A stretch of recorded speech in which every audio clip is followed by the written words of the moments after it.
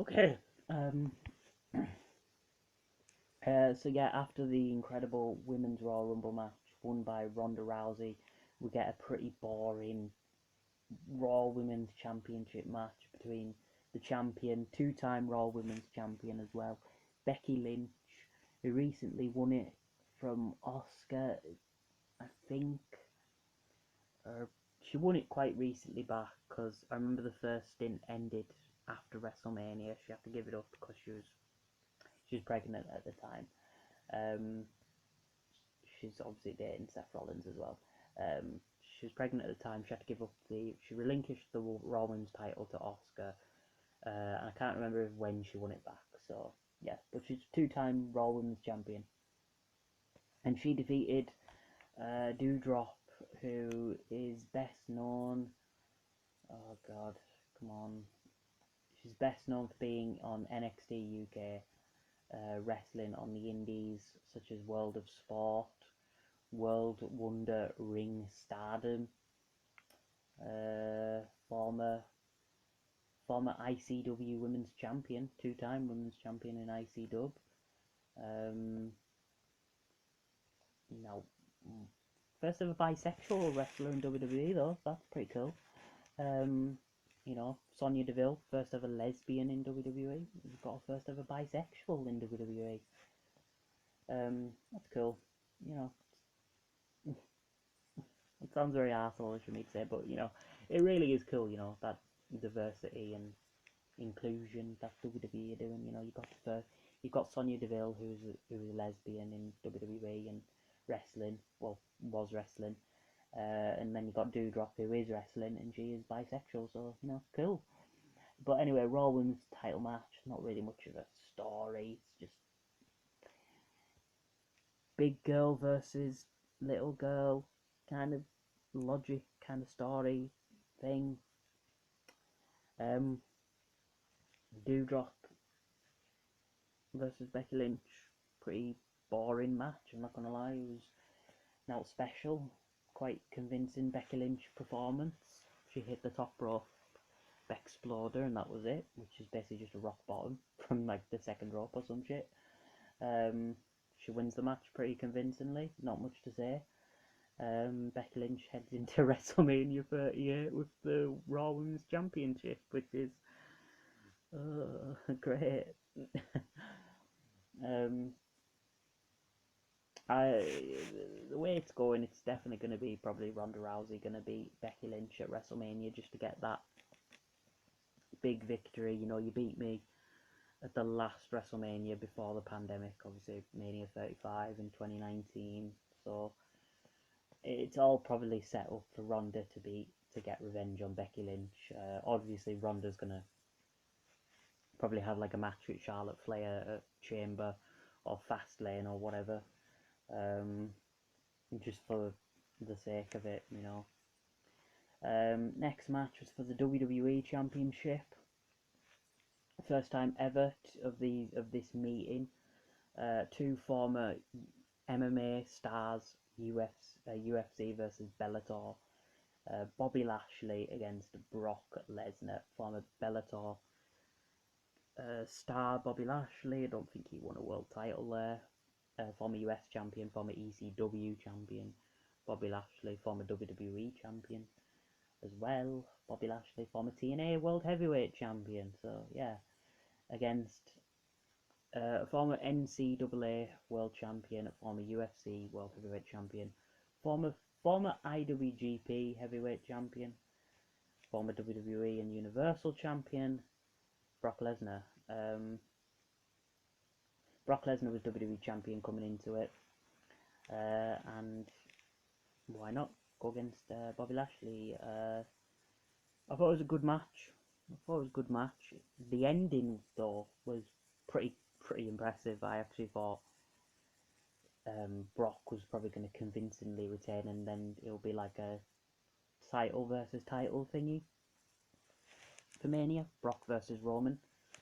But no, Roman Reigns comes in, interferes in the WWE Championship match, and I'm thinking Roman versus Lashley would be pretty sick because both of them use the spear, and I'm thinking why not do that? Although they've already kind of done that, you know, spear versus spear shit with Edge at Mania 37, but and shoehorning Daniel Bryan in as well. So yeah, Roman Reigns interferes in the match. Spears, Superman punches, just batters the shit out of Brock Lesnar. Paul Heyman walks off with Roman Reigns. Paul Heyman being the advocate and manager of Brock Lesnar and Roman Reigns in the past. So he walks off with Roman Reigns, and Bobby Lashley, I think, puts in the Hurt Lock or just easily pins Brock Lesnar and beats and wins the WWE Championship. So Bobby Lashley is the WWE Champion, and as we know now, Brock is challenging Roman Reigns for the Universal Championship at WrestleMania. So this is the second fucking WrestleMania meeting between the two. The first being Mania 34, in which Roman was the babyface and Brock was the heel. This time it's the opposite way fucking around. Whatever. Maybe this time Roman is probably going to lose the Universal Championship to Brock. I mean, Roman's had the Universal Championship since he came back in the summer of 2020. Beat The Fiend and Braun Strowman, I think, at one of the pay-per-views, and he just held it until just for ages. You know, he beat the likes of Daniel Bryan, Edge, John Cena, Brock Lesnar, just Seth Rollins, Kevin Owens, stuff like that, you know. Next match was pretty average, but it had a pretty good story. You know, it's the it couple, you know, the Hollywood couple versus the hard, gritty couple. You know, the good couple versus the bad couple. Edge and Beth Phoenix against The Miz and Maryse. Pretty average match, really. Not one of Edge's best matches in his second run with WWE, from when he re-debuted back at the 2020 Rumble, to even his matches with Randy Orton from earlier in 2021 or 2020, etc. This was just a bit of a filler match. Pretty good to see Beth Phoenix back in the ring, pretty good to see Maryse back in the ring, but it was pretty much a whatever match. It was a piss break, really.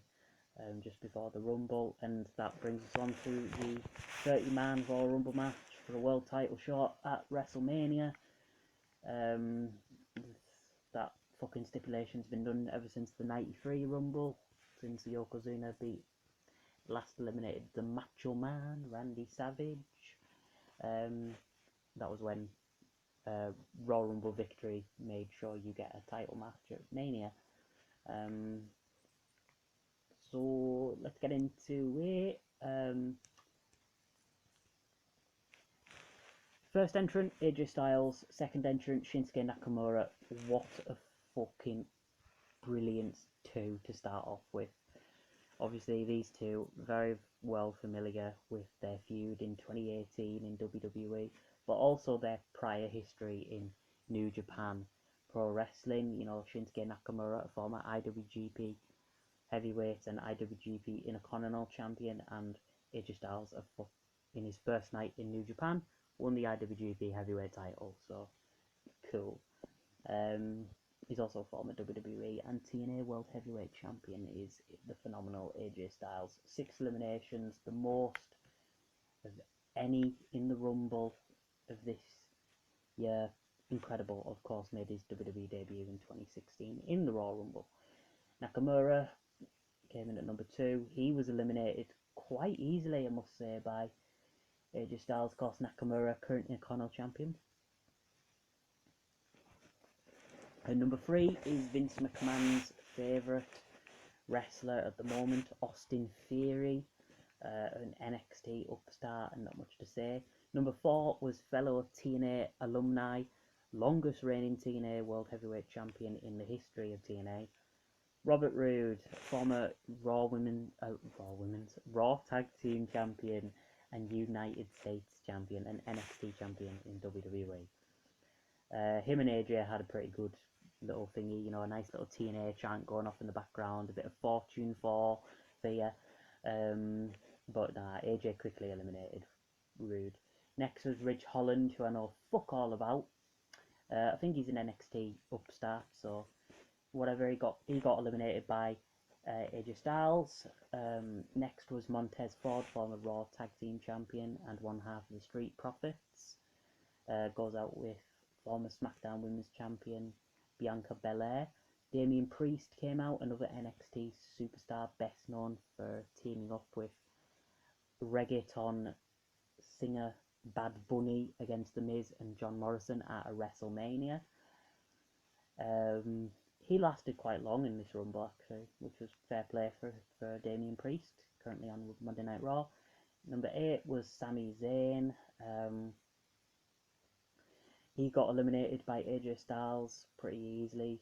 Number 9 was Jackass stuntman Johnny Knoxville, who got eliminated by Sami Zayn, but he did have some pretty good flurry with AJ Styles, and it was pretty cool. Just a nice little promotion for Jackass Forever, obviously celebrating Jackass's 20th anniversary or 10th anniversary as a franchise, which is pretty impressive. So yeah, fair play, Johnny Knoxville.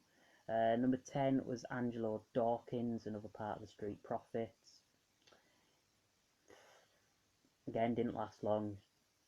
Quickly eliminated by the next entrant, which was Omos, AJ Styles' former mentor, and the classic big guy logic of everyone just teaming up to eliminate him. He got 3 eliminations though, eliminating Montez Ford, Damian Priest, and Angelo Dawkins. Did Omos, former Raw Tag Team Champion with AJ Styles. Number 12 was Ricochet, former PWG star and Lucha Underground stars Prince Puma. He didn't last long.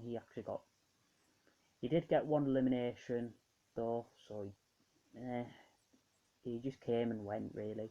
Chad Gable, another one that came and went, really good wrestler, Olympic wrestler. I think he won an Olympic medal with the US in pro wrestling, just like Kurt Angle. Not a gold medal, I don't think it was though, but he did win an Olympic medal, and he's one of the only few wrestlers that actually combines both, you know, pro wrestling and, you know, amateur wrestling, which is incredible.